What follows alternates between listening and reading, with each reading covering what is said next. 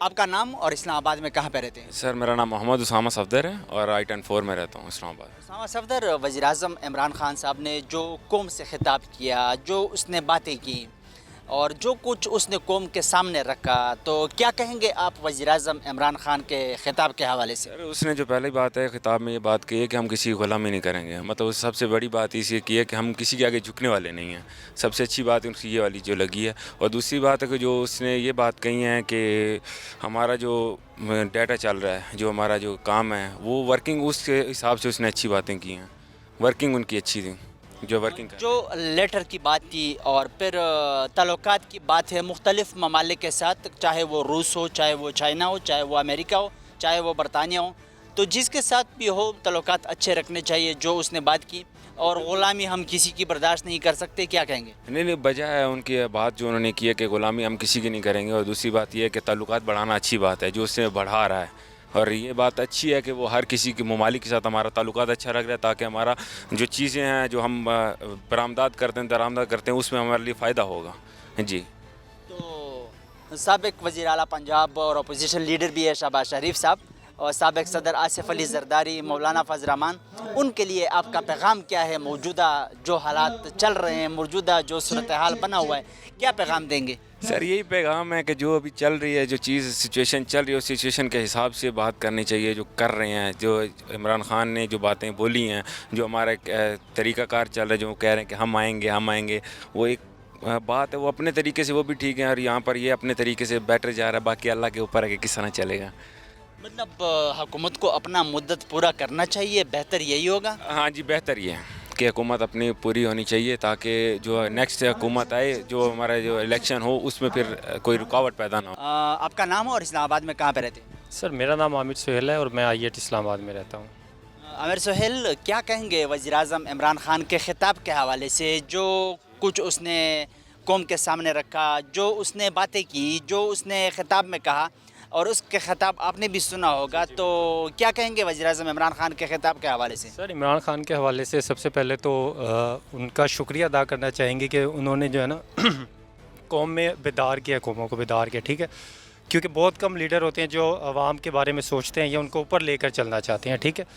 تو یہ وہ واحد لیڈر ہیں جنہوں نے عوام کو جگایا ہے، ٹھیک ہے، ان کو بتایا ہے کہ لیڈر کیسے ہوتے ہیں، اور جیسے کہ پریویس لیڈر تو کہتے ہیں کہ ہماری جو قوم ہے وہ سوئی ہوئی، ٹھیک ہے، انہوں نے کہا ہے کہ ہماری قوم ایک عظیم قوم ہے،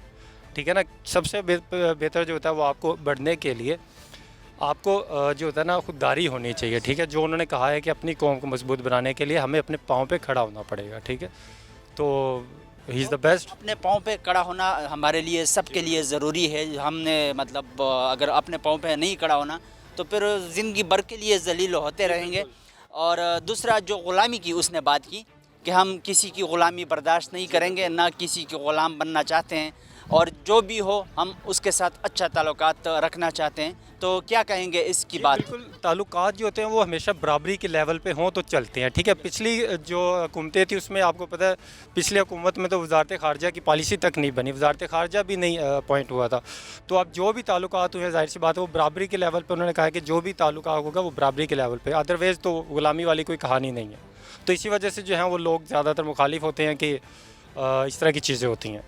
وزیر اعظم کے ساتھ آپ اتفاق کرتے ہیں کہ جی الحمدللہ بالکل اتفاق کرتے ہیں سر، ہم عمران خان کے ساتھ کھڑے ہیں، کھڑے رہیں گے اور کھڑے ہوں گے انشاءاللہ۔ سابق صدر آصف علی زرداری، نواز شریف، مولانا فضل الرحمان اور شہباز شریف زیادہ کافی ایکٹیو نظر آ رہے ہیں۔ نواز شریف تو لندن سے اپنا رول ادا کر رہے ہیں، باقی تو یہاں پہ ہیں، تو کیا پیغام ہے آپ کا ان کے لیے؟ سر ان کے لیے یہ پیغام ہے کہ خدا را پاکستان کو چھوڑ دیں، اور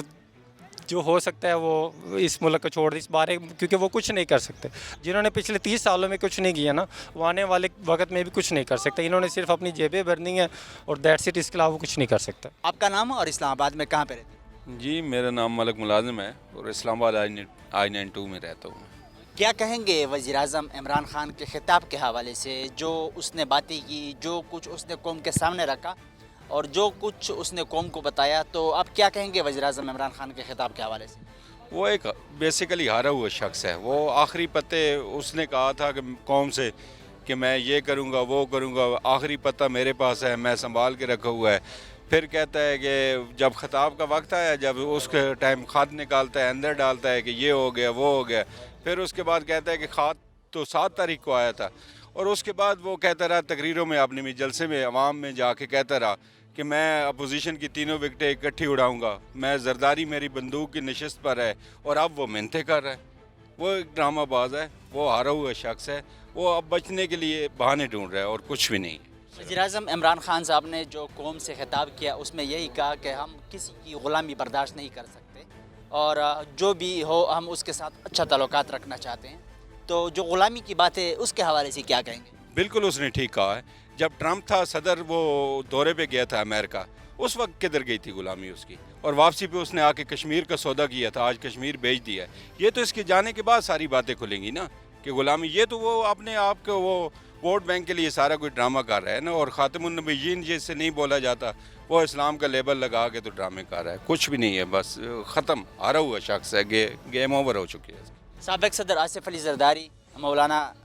فضل الرحمان اور شہباز شریف جو اپوزیشن لیڈر ہیں، موجودہ جو رول ادا کر رہے ہیں، یہ جو کچھ ہے، تو آپ کا پیغام کیا ہے ان کے لیے؟ میں ذاتی طور پہ میری خواہش تھی کہ اس کو 1 سال اور چلنے دیا جاتا عمران خان کو، اس نیازی کو، تاکہ یہ عوام کے سامنے ٹھیک ایکسپوز ہوتا اور پتہ چلتا عوام کو کہ یہ کیا شخص ہے۔ میرے خیال میں اس کو نہیں ہٹانا چاہیے تھا، لیکن یہ بہت نقصان کرنے لگ گیا تھا اور اس کو ہٹانا بھی ضروری تھا۔ اب یہ لوگوں کا نہیں، اپوزیشن کو تو اس نے آتے ہی دیوار کے ساتھ لگا دیا تھا، اب یہ اداروں کو دیوار کے ساتھ لگا رہا تھا، اب مجبوری ہو گئی تھی اس کو ہٹانا، تو میرے خیال میں وہ ٹھیک رول ادا کر رہے ہیں۔ آپ کا نام اور اسلام آباد میں کہاں پہ رہتے ہیں؟ میرا نام پادری آئزک ڈی سردار ہے، اور میں اسلام آباد میں نہیں، راولپنڈی میں رہتا ہوں، ڈھوکالا خان میں۔ کیا کہیں گے آپ وزیر اعظم عمران خان کے خطاب کے حوالے سے، جو اس نے خطاب کیا، جو اس نے قوم کے سامنے رکھا، جو باتیں اس نے قوم کو بتائی، تو آپ نے بھی دیکھا ہوگا، تو کیا کہیں گے وزیر اعظم عمران خان کے خطاب کے حوالے سے؟ خطاب انہوں نے جو بھی کیا، میں سمجھتا ہوں کہ وہ زمینی حقائق ہیں، اور دیدہ دلیری سے انہوں نے زمینی حقائق دکھانے کی کوشش کی ہے عوام کو، تو میں سمجھتا ہوں کہ ہی از اے بریو لیڈر۔ کو ساتھ دینا چاہیے؟ دینا چاہیے۔ وزیر اعظم عمران خان صاحب نے اپنے خطاب میں غلامی کی بھی بات کی کہ ہم کسی کی غلامی برداشت نہیں کر سکتے، ہم غلامی کی وجہ سے بہت پس چکے ہیں، تو ابھی جو غلامی کی اس نے بات کی ہے، کیا کہیں گے اس کے حوالے سے؟ کہ اس نے یہ بھی کہا کہ ہم جس کے ساتھ بھی ہو، ہم اچھا تعلقات رکھنا چاہتے ہیں، ہمارے اچھے تعلقات ہو ہر کسی ملک کے ساتھ، تو کیا کہیں گے آپ؟ ایکچولی غلامی سے رہائی پانے ہی کے لیے تو 1947 میں پاکستان معرض وجود میں آیا تھا، تو اب آزاد ملک کی حیثیت میں پھر ہم کسی غلامی میں جت جائیں تو یہ تو نامناسب ہے، اور میں سمجھتا ہوں کہ بینگ اے پاکستانی کوئی بھی شخص نہیں چاہے گا کہ وہ کسی بھی غلامی کے انڈر آئے، تو وزیر اعظم صاحب نے درست فرمایا، نہیں ہونا چاہیے۔ قائد اعظم کے بعد ذوالفقار علی بھٹو جو ایک ہمیں اچھا لیڈر ملا تھا، اور اس کے بعد وزیر اعظم، آپ سمجھتے ہیں کہ ہمیں اچھا لیڈر ملا ہے موجودہ؟ میں سمجھتا ہوں کہ اگر پاکستان کی ہسٹری میں دیکھیں تو ایک ذوالفقار علی بھٹو صاحب وہ دلیر تھے، اور اس جیسا دلیر بندہ بعد میں کوئی نہیں آیا، اگر اب آیا ہے تو وہ عمران خان صاحب وزیر اعظم پاکستان، اور ایسا ہی دیانتدار، دلیر اور نڈر شخص چاہیے، اور جو بین الاقوامی حکومتوں سے سمجھوتا کر لیں اور گھٹنے ٹیک دیں دوسری حکومتوں کے سامنے، آپ سمجھتے ہیں کہ پھر پاکستان کا کیا حال ہوگا۔ آپ نے موجودہ جو سیاسی صورتحال ہے اس پہ بھی نظر آپ کی ہوگی، تو جو سابق صدر آصف علی زرداری، شہباز شریف، مولانا فضل الرحمان جو رول ادا کر رہے ہیں موجودہ صورتحال میں، موجودہ سیاسی صورتحال جو سامنے آ رہا ہے، تو آپ کا ان سب کے لیے پیغام کیا ہے؟ ذاتی طور پہ میں یہ کہوں گا کہ میں ذاتی طور پہ خوش نہیں ہوں، کیونکہ ان سب پہ چارجز ہیں، آپ سب جانتے ہیں، اور کیسز عدالتوں میں چل رہے ہیں، اور کچھ ایسے بھی اشخاص ہیں جن پہ فرد جرم عائد ہونی تھی لیکن کچھ معاملات ڈیلے ہو گئے، تو میں ذاتی طور پہ عدالتوں کی وجہ سے جو کیس، مطلب ہمارا نظام انصاف جو ہے اگر وہ درست ہوتا تو اب تک کیسز کے فیصلے ہو چکے ہوتے، اور عوام بیسیکلی چاہتی ہے کہ فیصلے ہو جائیں لیکن ہو نہیں پا رہے، معلوم نہیں کہ کیوں، اور بہرحال میں یہ سمجھتا ہوں کہ جو اپوزیشن اکٹھی ہوئی ہے یہ غیر ان نیچرل ان کا یونٹی ہے، اور یہ آپ الیکشن آنے دیں، یہ یونٹی کا پتہ چل جائے گا۔ الیکشن میں اتنا ٹائم بھی نہیں باقی، 2023 بس سر پہ ہی سمجھ لیں، تو کیا کہیں گے تحریک انصاف کی جو پوزیشن ہے؟ اگر تحریک عدم اعتماد کامیاب ہو جاتا ہے وزیر اعظم کے خلاف، تو آنے والے انتخابات میں کیا سمجھتے ہیں کہ لوگ وزیر اعظم عمران خان کو ہی، تحریک انصاف کو ہی ووٹ دیں گے؟ میں سمجھتا ہوں کہ عدم اعتماد کامیاب ہو یا ناکام ہو، پی ٹی آئی جو ہے وہ لیڈ کرے گی الیکشن میں۔ بلدیاتی انتخابات کے پی کے کا آپ نے دیکھ لیا ہوگا۔ ہاں بالکل ایسا ہے کیونکہ اب عوام ہماری جو ہے وہ باشعور ہو چکی ہے، وہ جانتے ہیں کہ کیا بہتر ہے ہمارے پاکستان کے لیے۔ بہرحال میں اتنا کہوں گا کہ being a Christian, actually I am a church pastor, تو بائبل مقدس ہمیں یہ سکھاتی ہے کہ ہمیں اعلیٰ حکومتوں کے تابع رہنا ہے، کیونکہ کوئی حکومت ایسی نہیں ہے جو خدا تعالیٰ کی طرف سے نہیں بنتی ہے۔ بعض اوقات خدا تعالیٰ کرپٹ لوگوں کو بھی آنے دیتا ہے، ایک عذاب کے طور پر بھی ممالک پہ، مملکت پہ۔ تو اگر کوئی اچھا لیڈر آ جاتا ہے تو خوش نصیبی ہے یہ ملک کی، عوام کی، ریاست کی، تو اس کو برداشت کرنا چاہیے، کم از کم اس کو ٹینڈور تو پورا کرنے دیں، تاکہ وہ جو ہے وہ کچھ نہ کچھ پرفارم کرے اور وہ جو وہ کرنا چاہتا ہے اپنے ایجنڈے پہ عمل پیرا ہو سکے۔ جو اپوزیشن لیڈرز ہیں ان کا یہی کہنا ہے کہ تحریک عدم اعتماد ہم نے اسی وجہ سے جمع کیا ہے کہ مہنگائی ہے۔ یہ حکومت کوئی بھی آئے گی،